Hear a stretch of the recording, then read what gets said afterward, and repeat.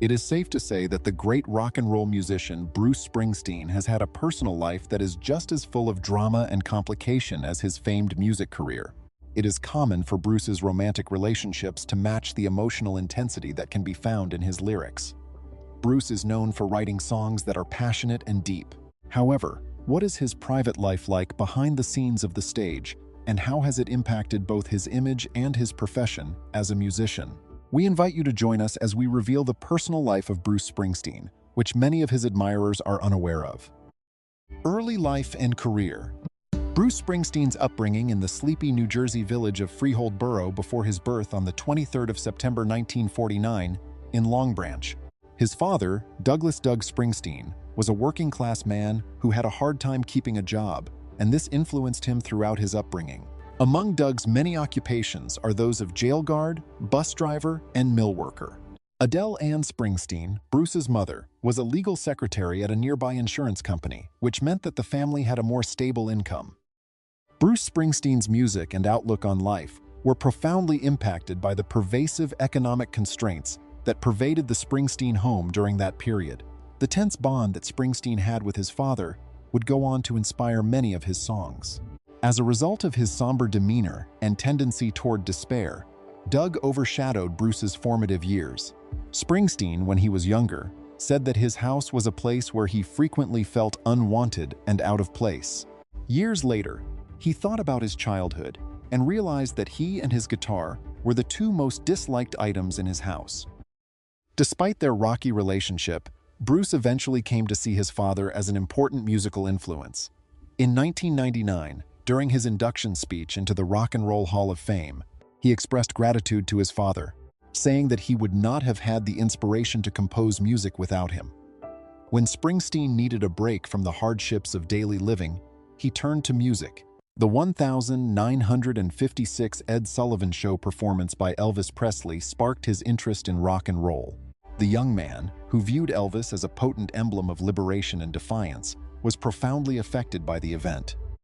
He reflected on how Elvis represented the nation and its values in a manner that could never be replaced, and how his fame was comparable to that of the entire nation. Bruce was dead set on making music his profession by the time he was 16 years old. A $60 Kent guitar was a big expenditure for the family back then, but his mother saw his potential and borrowed money to make it happen. Bruce would devote innumerable hours to perfecting his musical abilities, and this gift would serve as the cornerstone of his musical path. Springsteen had feelings of estrangement and defiance during his time at school. He often found himself at odds with the nuns' stringent discipline policies at St. Rose of Lima Catholic School, where he felt like an alien. He had a history of getting into problems because of his actions, the most embarrassing of which occurred in 3rd grade when a nun told him he belonged in a trash can and tossed him in. Another tragic event occurred during his tenure as an altar boy. A priest accidentally knocked him down during Mass. Bruce was too self-conscious to attend his high school graduation, since he had already begun to prioritize his music career over his schoolwork. He was almost inducted into the Vietnam War in 1967. At 18, he was summoned for a physical examination, but the idea of going to war filled him with dread. Determined not to be sent to Vietnam, Bruce engaged in what he later described as deliberately crazy behavior during the examination. His efforts paid off, as he was classified as 4F, unfit for military service, due to a combination of his erratic behavior and a concussion sustained in a previous motorcycle accident. This exemption from military service allowed Springsteen to focus entirely on his music, setting the stage for his rise to become one of the most iconic figures in rock history. Having narrowly escaped being sent to Vietnam to fight, nothing was standing between him and his music. So how did he utilize this chance to become a big rock star? The runner-born Bruce Springsteen began his musical career in the mid-1960s when he was a teenager living in and around Freehold, New Jersey, playing guitar in several local bands. He was the lead guitarist and vocalist for his first notable band, the Castiles. Asbury Park's Hullabaloo Club and New York City's world-renowned Café Wah were among the many places they played, solidifying their place in the local music scene. The formative years of Bruce Springsteen's musical career were shaped by these formative years. Although he was greatly impacted by rock and roll bands like the Rolling Stones, Elvis Presley, and the Beatles, he also found folk music from singers like Bob Dylan and Woody Guthrie, whose narrative skills greatly influenced his songwriting. Springsteen was a member of Earth, Steel Mill, Dr. Zoom, The Sonic Boom, and several other bands in the 60s and 70s. Specifically, Steel Mill amassed a significant fan base around the Jersey Shore and went on to open for legendary artists such as Black Sabbath and Chicago. Despite these early triumphs, the budding star started to feel constrained by the band's structure and shifted his attention to honing his solo voice. His earlier music mirrored the hopes and dreams of working-class Americans through its use of vivid, sometimes personal imagery. In 1972, Springsteen's breakthrough came when Columbia Records' illustrious talent scout John Hammond, who had earlier signed Bob Dylan, discovered him. Seeing potential in him, Hammond signed him to a record deal, hoping he would be the next Bob Dylan. Despite the praise, Springsteen felt tremendous pressure from the company to establish his distinctive sound in the American music industry. Greetings from Asbury Park, New Jersey was Springsteen's first album, and it came out in 1973. His signature fusion of rock, jazz, and folk was on full display in the critically acclaimed album. The intricate wordplay and detailed character portraits on songs like Blinded by the Light and Spirit in the Night demonstrated his talent as a lyricist. Unfortunately, Springsteen's financial success with the record was lackluster, leading Columbia Records to doubt its commercial viability. Still, this didn't stop him, and he soon released his second album, The Wild, The Innocent, and The E Street Shuffle, in 1973. The E Street Band, who would later become his long-standing supporting group, made their debut on this album. Rosalita, Come Out Tonight, and 4th of July, Asbury Park Sandy were just a few of the album's more polished pieces that showcased his talent for fusing rock with expressive narrative. Springsteen found himself at a crossroads in his career when the record failed to substantially boost his commercial status, despite the critical praise. Springsteen was aware that his third album had to go well because Columbia Records was putting a lot of pressure on him. He was hell-bent on making a record that encapsulated the American ideal, so he slavishly recorded Born to Run for months. A generation's hopes and dreams for independence and a brighter future were reflected in the title tune Born to Run, which became a hymn of flight and optimism. An immediate classic, thanks to the song's soaring melody and the singer's passionate voice. Thunder Road, Jungle Land, and 10th Avenue Freezeout were some of the other memorable songs on the album that demonstrated his development as a songwriter and his talent for crafting grand stories within the framework of rock music. Both critics and consumers loved Born to Run when it came out in August 1975. The album's title tune peaked at #3 on the Billboard 200 and went on to become a top 40 smash. It was this album's success that propelled Springsteen into the national spotlight, and he appeared on the covers of Time and Newsweek simultaneously in October 1975, a rare and unprecedented feat for a rock musician. These covers solidified his status as a major cultural figure and a voice for the American working class. Bruce Springsteen's live performances during this period also became legendary. His performances, which sometimes lasted for more than 3 hours, were intensely emotional events that demonstrated his relationship with the audience of his concerts. With its excellent musicianship and strong stage presence, the E Street Band became a vital aspect of Springsteen's sound and live presentation, which contributed to the establishment of his reputation as one of the most dynamic performers of his time.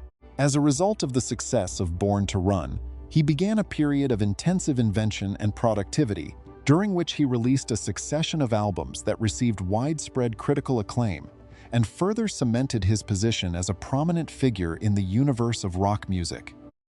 The challenges of the American working class in a society that is constantly changing were reflected in albums such as Darkness on the Edge of Town, which was released in 1978, The River, which was released in 1980, and Nebraska, which was released in 1982. These albums addressed themes of disillusionment, loss, and perseverance. It wasn't simply Springsteen's songs that contributed to his meteoric climb to fame. It came down to his capacity to describe the dreams and anxieties of a whole generation during that time. His songs became anthems for those who felt marginalized or left behind, and his dedication to social justice and activism further endeared him to his admirers. His songs became icons for those who felt left behind. When the 1980s began, Bruce Springsteen had not only established himself as a rock star, but he had also become a symbol of the American ideal, a voice for those who did not have a voice, and a beacon of optimism in times of uncertainty. It is a credit to his lasting genius, his steadfast devotion, and his profound connection with the people and the area that created his music that he was able to make it from the bars of New Jersey to the heights of rock glory. Throughout his career, Bruce Springsteen, who is famous for his energizing concerts and seemingly limitless endurance, has been forced to deal with several health issues, some of which have been brought to the attention of the general public. The state of his physical and mental health has been an essential component of his professional life. But how have these aspects impacted his work and his public persona? Difficulty in managing one's health. Among the most major health concerns that Springsteen has brought up in public, his fight with depression is one of the most prominent. Most of his life has been spent struggling with this mental health illness, even though he has achieved a great deal of achievement and fame. In his book, Born to Run, which was published in 2016, the legendary singer disclosed his struggle with depression for the first time. Since then, he has been outspoken about the subject in interviews. Springsteen has spoken about times in his life when he fought with severe attacks of depression that sometimes lasted for months at a time. He sought treatment and, at times, medication as a result of these episodes, which frequently rendered him unable to function normally. He attributes his success to the fact that his wife, Scialfa, was there for him at some of the most difficult times in his life, offering him support and understanding when he required it the most. Springsteen addresses the impact that his depression has had on his work in an interview that was conducted by Esquire in the year 2018. He explains that although his music has frequently served as a means for him to process and express his emotions, there have been instances in which the illness has made it impossible for him to operate creatively. Despite these obstacles, he has been able to persistently engage in musical performance and composition, frequently incorporating his experiences into his artistic approach. Additionally, Springsteen has struggled with his physical health, particularly as he has gone through the years. Even though he is often recognized for his strenuous traveling schedule and high-energy performances, he has been forced to modify his way of life and routine to deal with these obstacles. When Springsteen was diagnosed with a herniated disc in 1988, he underwent surgery to repair the condition. This occurrence is considered to be one of the more prominent incidents about his physical health. Because of this accident, he needed to temporarily alter his stage performances and exercise more caution to maintain his physical health. On the other hand, he came back to his normal performing style very immediately after his recovery. Springsteen has recognized the toll that decades of performance have had on his body, yet he has managed to perform with incredible vigor for a man in his 70s. In recent years, Springsteen has continued to perform with extraordinary energy. Some of the aches and pains that come with becoming older, such as those in his back and neck, have been something he has had to live with. He adheres to a rigorous fitness regimen, which consists of daily exercise and a well-balanced diet, to keep his health in good condition. The regimen is attributed by him with assisting him in maintaining his physical fitness and enabling him to continue performing at a high level. From the beginning of his career as a vocalist, Springsteen has placed a high priority on maintaining the health of his voice. His strong singing technique can put a strain on the vocal cords. Therefore, he has taken measures throughout the years to safeguard and preserve his voice. This is especially important when considering the pressure that his singing style can cause. Springsteen has stated in interviews that he is concerned about the health of his vocal cords, particularly when he is getting ready for lengthy recording sessions or tours. To guarantee that he employs the appropriate procedures and avoids straining himself beyond what is required, he has worked with voice coaches. Despite these measures, there have been times when he has been forced to rest his voice owing to exhaustion or other minor concerns, which has resulted in the postponement or cancellation of concerts. For Springsteen, the COVID-19 epidemic affected both his health and his career, just as it did for many other musicians. He needed to postpone his tour with the E Street Band in 2020 due to the epidemic, and he, along with the majority of people throughout the world, had to acclimate to the new reality of living under lockdown control. While everything was going on, he continued to be musically active by creating new songs and communicating with his fans through virtual performances and his satellite radio program. Springsteen was a proponent of immunization in 2021 when the COVID-19 vaccinations were made accessible to the public. He utilized his platform to appeal to others to be vaccinated against the disease. The year 2021 marked the beginning of his live performances, which included a return to Broadway. By the stringent COVID-19 rules, he required all members of the audience to be vaccinated. In terms of his health, Springsteen takes a holistic approach that reflects his dedication to both his mental and physical well-being. Throughout his life, he has been forthright about the significance of counseling and medicine in the management of his mental health, and he has urged others to get assistance if they are experiencing difficulties. In addition, he stresses the significance of having a routine, eating healthily, and participating in physical activity to promote his physical health. When the artist has granted interviews, he has expressed his thanks for the support system he has in his family and friends. He has acknowledged that this has been quite helpful in assisting him to negotiate the problems that come with celebrity, as well as personal health issues. His openness about these struggles has helped to humanize him to fans and has sparked important conversations about mental health in the music industry. Successful though he may be, it doesn't mean all areas of his life witnessed equal success. Did you know that before his equally famous wife, Springsteen was married before? First marriage, failure, and second marriage? Springsteen's first marriage was to Julianne Phillips, who was born on the 6th of May 1960 in Chicago and grew up in Lake Oswego, Oregon. She pursued a career in modeling, which led her to New York City and then Los Angeles.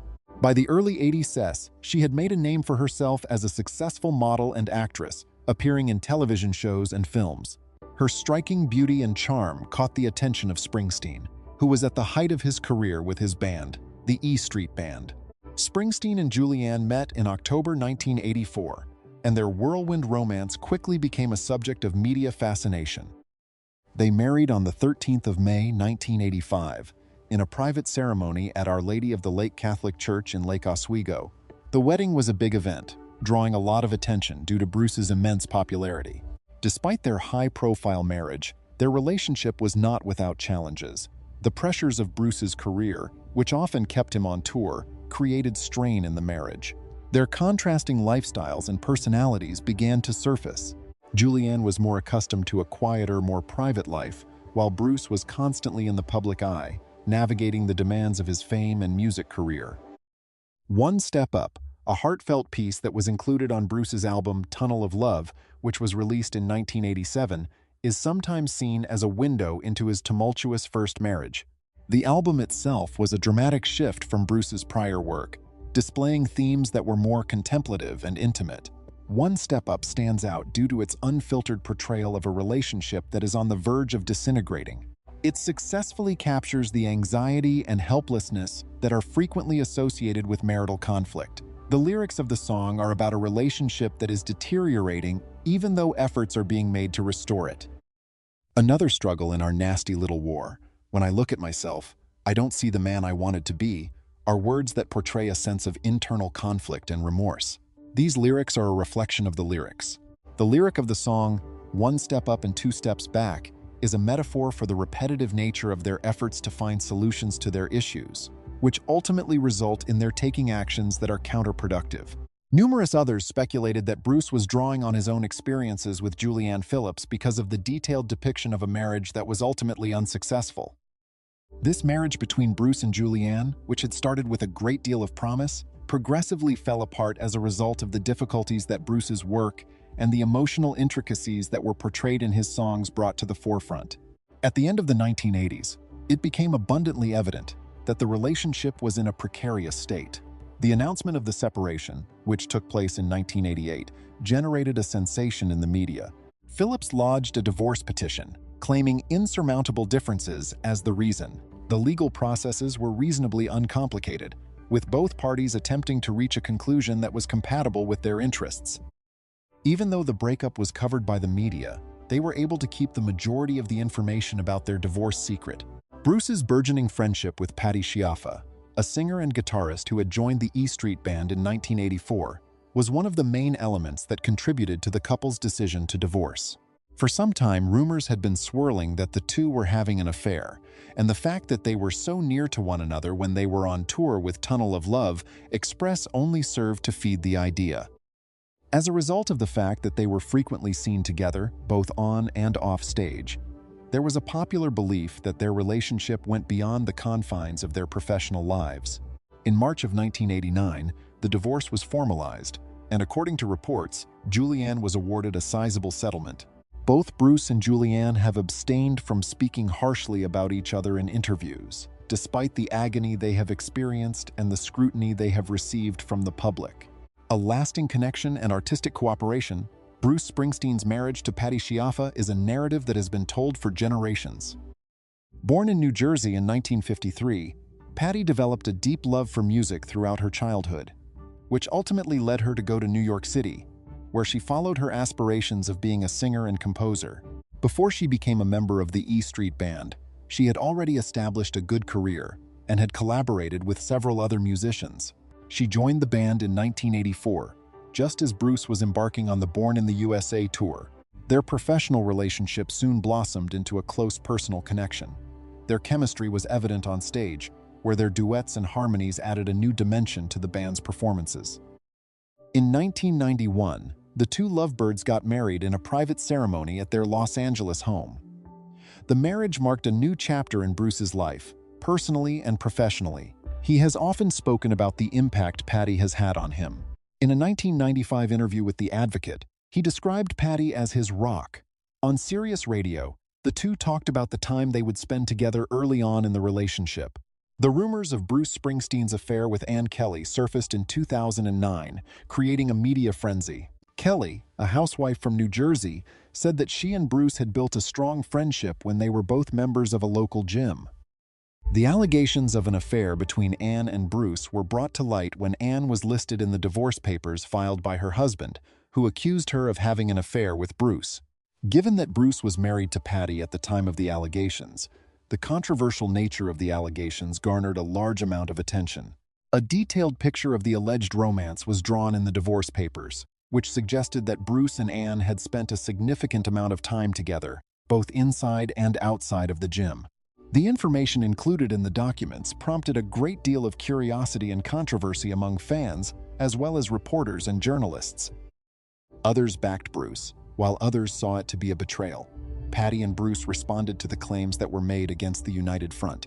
Bruce adamantly denied any misconduct, and the pair made many public appearances together, demonstrating their sympathy with one another after the scandal broke. During an interview with The Guardian in 2010, Bruce discussed the difficulties that come with living in the public glare.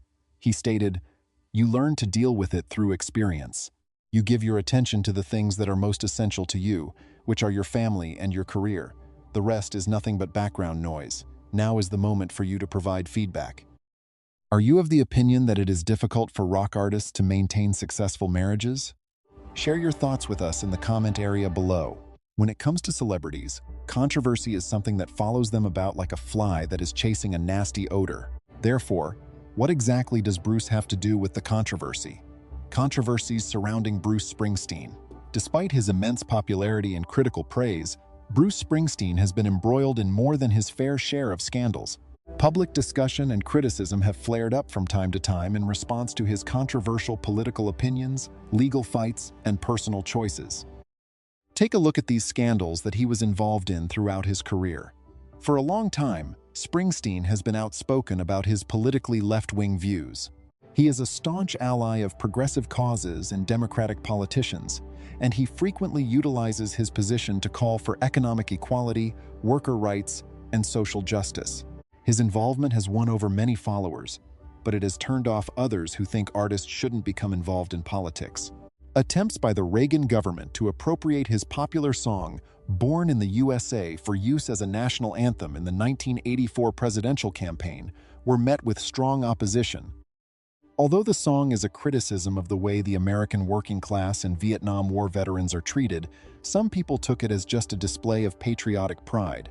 Bruce made his distancing from Reagan and the Reagan administration's ideas known to the public. His reputation as a politically active artist was cemented, and the episode brought attention to the sometimes tense dynamic between artists and politics. During the 2004 presidential election, Bruce was also in the spotlight for his criticism of George W. Bush and his endorsement of John Kerry. To depose Bush, he took part in the Vote for Change tour, which encouraged people to cast ballots. Reactions to this activity were varied. Some thought he was going too far in his job as an entertainer, while others praised his efforts. Several legal battles that Springsteen has endured over his career have sparked controversy. Disputes with Mike Appel, his previous manager, were among the first and most publicized in the mid-1970s. Springsteen got himself into a contentious legal dispute about who might manage his music and business following Born to Run's popularity. Not only did Appel assist Springsteen in landing his first record deal, but he also had substantial creative influence over Springsteen's output after signing him to a contract. He felt he had to sue his management to get out of the contract and get his music back. For over a year, Springsteen was sidelined from recording new music as the litigation continued. Bruce has, at times, taken heat for the lyrics he has written during his career. Some of his songs have caused controversy because of their themes or messages, even though he is generally lauded for his social commentary and storytelling. For instance, on his tour in 2000, he performed the song American Skin 41 Shots for the first time.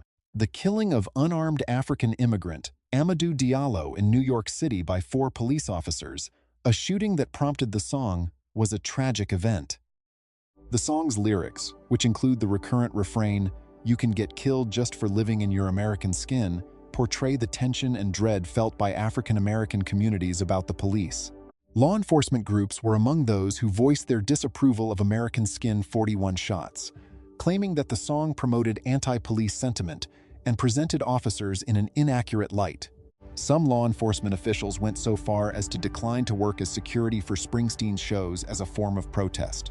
Springsteen maintained his stance on the song in the face of criticism, saying that its intended purpose was to spark discussions about police violence and racial profiling. While visiting New Jersey's Gateway National Recreation location in November 2020, Springsteen was apprehended for DUI, dangerous driving, and intoxication in a closed location. In February 2021, following Springsteen's appearance in a prominent Jeep ad during the Super Bowl, which highlighted themes of togetherness and healing, word of the arrest broke. The arrest's timing garnered a lot of attention and condemnation from the public and media, especially considering Springsteen's reputation as a respectable, down-to-earth person. In light of the recent events, Jeep decided to temporarily remove the ad. But after the specifics of the arrest became public knowledge, the outcry swiftly faded. The allegations of driving under the influence and dangerous driving were dismissed after it was found that Springsteen had a very low blood alcohol concentration. He was fined for consuming alcohol in a forbidden place. If one looks closely enough into Bruce's life, one will see that he is living it up while yet doing a great job of keeping his family near.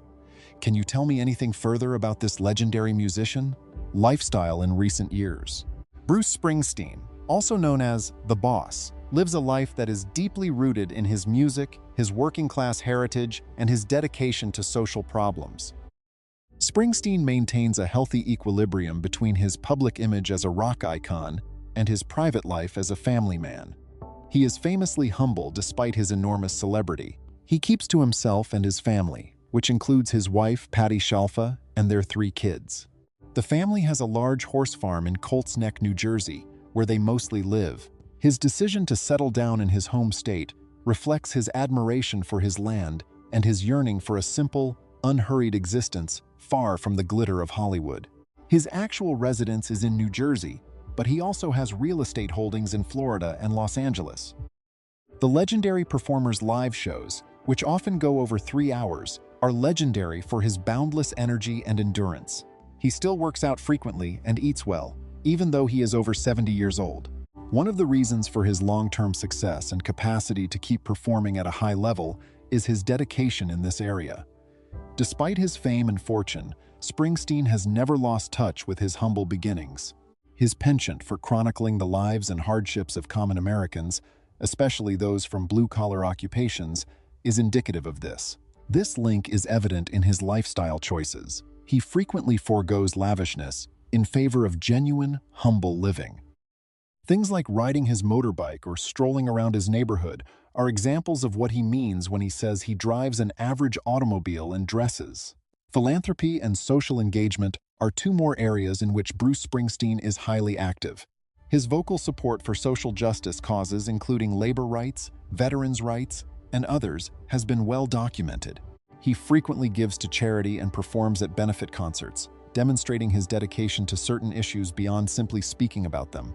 He lives his life with the conviction that he must use his influence for the benefit of society as a whole. The incessant need to create is a defining feature of Springsteen's life in general. Long hours in the studio or on the road are common for him as he continues to compose, record, and perform music. He has an impressive body of work and consistently delivers high-quality work, both of which demonstrate his devotion to his art. Bruce Springsteen's private life. What are your thoughts about it? Post a comment telling us what you think. For tuning in, I am grateful. To view more videos, hit the like and subscribe buttons. While you're here, check out this other cool stuff by clicking the video.